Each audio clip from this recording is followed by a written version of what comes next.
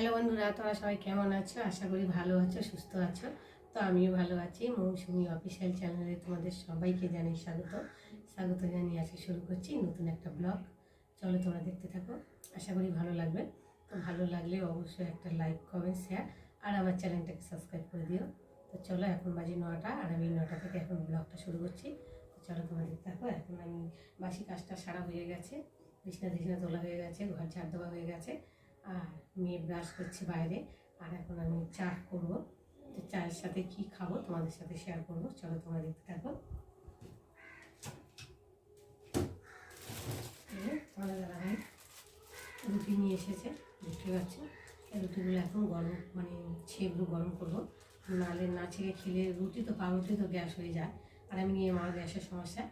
তার জন্য ভাবলাম চায়ের সাথে তাহলে টিফিনও হয়ে যাবে। তো একটা আমি চা দিয়ে ছেঁকে খাবো, আর মেয়ের জন্য একটা যা কিছু বানিয়ে দেবো। চলো, একটা প্যাকেট তো অনেকটাই করে পিস রুটি আছে, দেখো সেলাই রুটি। এত খেতে পারবো না, যাই হোক গরম করে রাখি, যতটা পারবো ততটা খাবো, আর না হলে পরে আবার খাবো। চলো আমি এখন রুটিটাকে খাই। চায়ের সাথে রুটি সকালবেলা বেস্ট খাওয়া। দেখতে পাচ্ছি এই যে রুটিগুলো।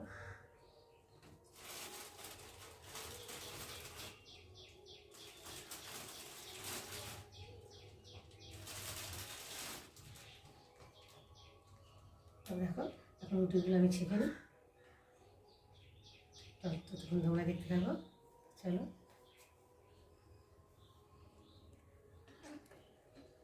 সকালবেলা পূর্বর দিকে রোদটা আমাদের জানলার দিকে পড়ে, তো তার জন্য একটু সমস্যা হয়, কেননা রোদের আলোটা পড়ে খুব একটা ভালো হয় না। তো চলো আমি এখন এগুলো ছেঁকে নিই, তোমাদের তোমরা দেখতে থাকো।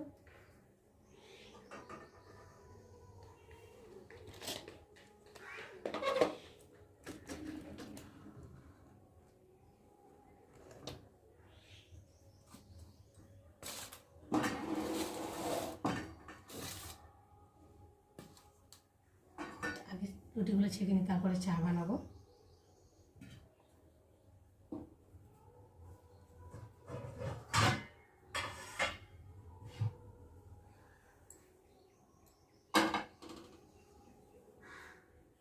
গ্যাসটা ধরিয়ে নিই।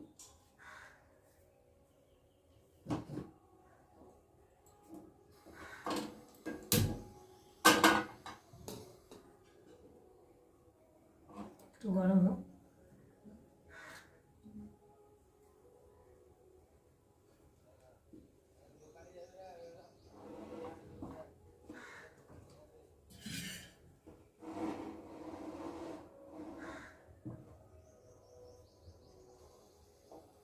তো চলো এখন রুটিগুলোকে ছেঁকে নিই।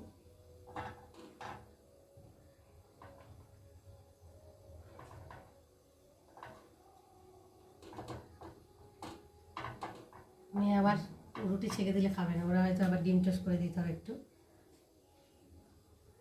ততক্ষণ আগে চাটা খেয়ে নিই, তারপর ভাবা যাবে যে কি করব।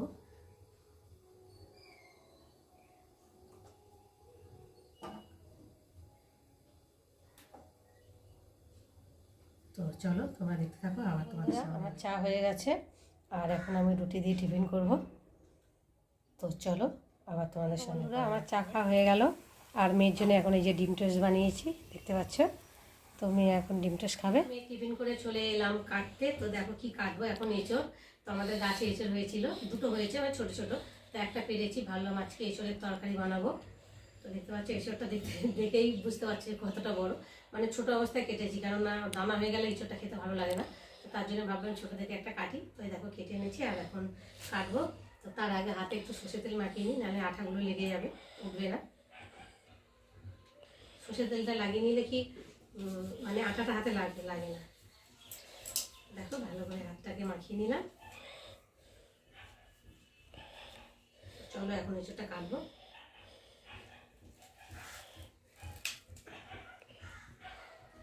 আটা বেরোচ্ছে কত।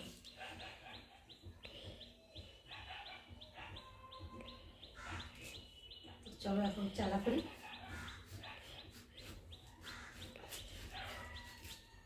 দেখো দানা হয়নি এখনো, কুচি আছে দেখতে পাচ্ছ। তো এখন কেটে নিই। এই দানা খোসা ছাড়াতে গেলেই বিরক্ত লাগে, কেননা অনেকটা মোটা করে ফেলতে হয়। দেখো প্রথমে বুকের এইটা ফেলে দিই, কেননা এর মধ্যে আটাটা বেশি আছে তার জন্যে। চলো আমি খুলে দেখো ছাড়াচ্ছি। দেখো আজকে আমি নিরামিষ এঁচড় বানাবো, তোমাদের সঙ্গে শেয়ার করবো কীভাবে বানাবো।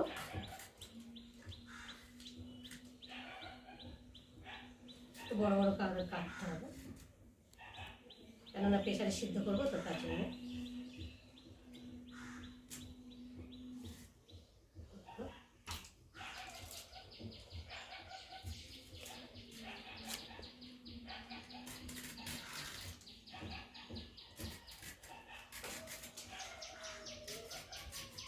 একটা করেই বাদ দিতে হয়, নাহলে কেমন তেতো তেতো মতো লাগে।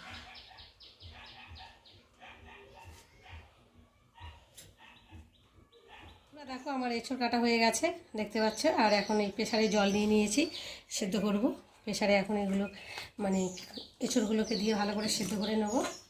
একটা সিটিকে 2টা সিটি দেবো। খুব মানে বেশি নরম করলে আবার ভালো লাগবে না, একটু শক্ত শক্ত থাকবে, তাহলে খেতে ভালো লাগবে। আর একটু নুন দিয়ে দেবো।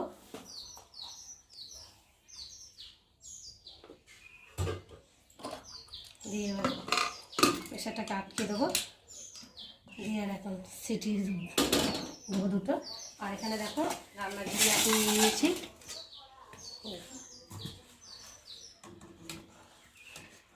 ডিম আর কুচো সয়াবিন। আর এখানে মশলা মানে কেটে নিয়েছি, এখনও বাটা হয়নি। আর আলু কেটে নিয়ে কাঁঠাল সেদ্ধ বসিয়ে দিয়েছি প্রেসারে। তো 2টো সিটি দিয়ে নামিয়ে রেখে দিয়েছি। আর ভাবলাম অনেক দিন হয়ে গেছে, তোমাদের দাদাভাই একটা শাক আলু এনেছে বড়, তো শাক আলুটা অনেক 500 ওজন হবে একটা। তো ভাবলাম আজকাল করে করে খাই করে বলে আর খাওয়াই হয় না। তো ভাবলাম আজকে একটু কাটি, তাই দেখো কেটেছি। আর একটা খেয়ে দেখলাম ভীষণই মিষ্টি খেতে শাক আলুটা। আর বড় শাক আলু তো এমনি মিষ্টি হয় খেতে। তো যাই হোক এখন কেটেছি। দেখো প্রেসারে সিটি মেরে নিয়েছি, 2টো সিটি মেরেছি। আর এখন এই দেখো প্রেসারে খুলেছি, দেখছি অনেকটাই সেদ্ধ হয়ে গেছে। দেখি একটু হাত দিয়ে, অল্প সেদ্ধ হয়েছে। তো বেশি সিদ্ধ হলে ভালো লাগবে না খেতে, কেমন যেন একটা লাগে। দেখো কাঁঠালের কষটা বেরিয়েছে, আবার কি গরম। সেদ্ধ হয়ে গেছে। আর এখন আলুগুলো দিয়ে ভালো করে ভেজে নেবো। আলুটা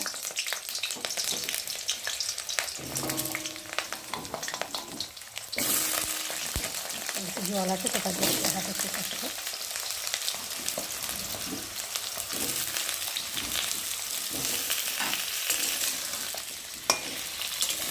আলুটা ভালো করে ভেজে তুলে নেব।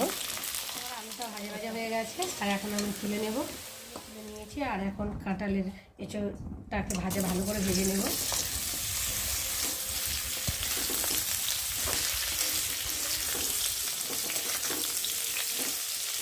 চলো ভেজে নিই। তো দেখো আমার এঁচোড়টা ভাজা হয়ে গেছে বুঝতে পারছো। আর আমি এখন তুলে নেব। ভাজা হয়ে গেল, এঁচোড় তুলে নিলাম। আর এখন ফোড়ন দেব, একটা শুকনো লঙ্কা, একটু তেজপাতা, আর দেবো জিরে আর গরম মশলা, এলাচ লবঙ্গ দারচিনি, এগুলো দিয়ে একটু ভালো করে ভেজে নেব।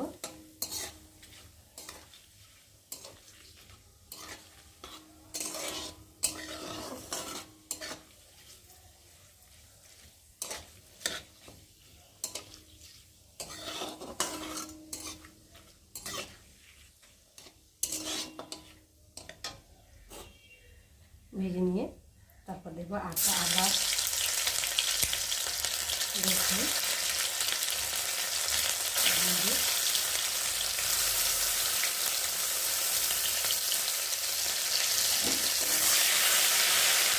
ভালো করে ভেজে নেবো মশলাটাকে। মশলাটা ভাজা হয়ে গেছে দেখতে পাচ্ছ, তেলও ছেড়ে দিয়েছে। আর এখন আমি দেবো হলুদ, আর দেবো লঙ্কার গুঁড়ো, আর স্বাদ মতো নুন।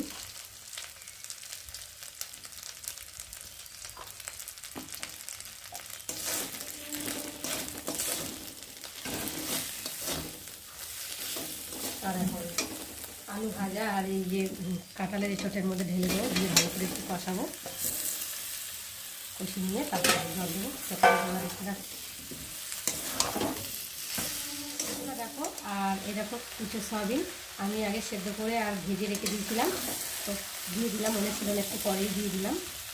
দেখো দিয়ে আর একটু ভালো করে কষানো হয়ে গেছে, আর এখন আমি জল দিয়ে দেবো।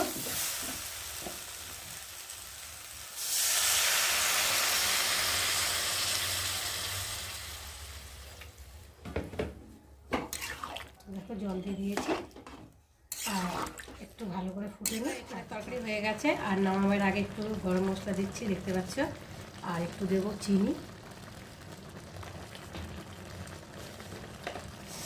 চিনিটা দিলে একটু স্বাদ হয় আর কালারও হয়, তার জন্য একটু চিনি ছড়িয়ে দিলাম অল্প করে।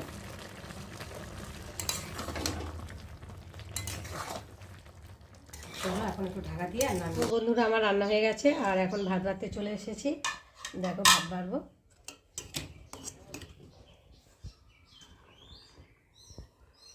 আর আজকে একটু রান্না করতে দেরি হয়ে গেছে, এখন 3টে বেজে গেছে।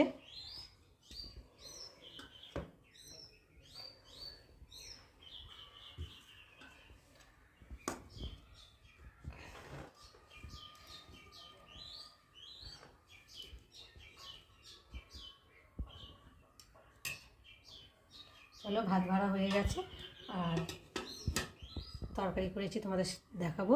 দেখো এঁচোড়ের তরকারি দেখতে পেয়েছো, তোমাদের সঙ্গে শেয়ার করেছি রেসিপিটা। কেমন লাগলো তোমরা অবশ্যই কমেন্ট করো।